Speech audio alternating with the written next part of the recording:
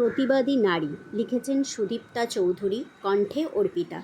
চলন্ত বাস, যাত্রী নেবার নেই কোনো তিলমাত্র জায়গা। হঠাৎ একটি সুন্দরী মেয়ে হাত দিয়ে বাসের হেল্পারকে থামানোর নির্দেশ করল। ভিড়ের মাঝে মেয়েটির জায়গা হলো দুটি ছেলের মাঝে। হঠাৎ মেয়েটি তার শরীরে অনুভব করল পেছনের ছেলেটির হাত। লোকলজ্জার ভয়ে মেয়েটি কিছু শব্দ করল না, বরং মুখ বন্ধ করে সব সহ্য করে নিল।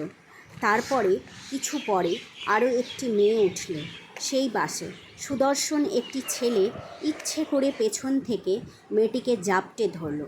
মেয়েটি তার নখ দিয়ে আঁচড় কাটল সেই ছেলেটির হাতে। ব্যথা সহ্য করতে না পেরে ছেলেটি নিল হাত সরিয়ে। মেয়েটি দাঁড়ালো ঘুরে ছেলেটির সম্মুখে। ছিল পায়ে চিকন হিলের জুতা। গলা উঁচিয়ে বাস চালককে থামাতে বলল গাড়ি। চলন্ত বাস গেল থেমে। এক হাতে জুতো, আরেক হাতে ছেলেটির শার্টের কলার ধরে কষে গালে বসিয়ে দিল দু চারটে থাপ্পড়।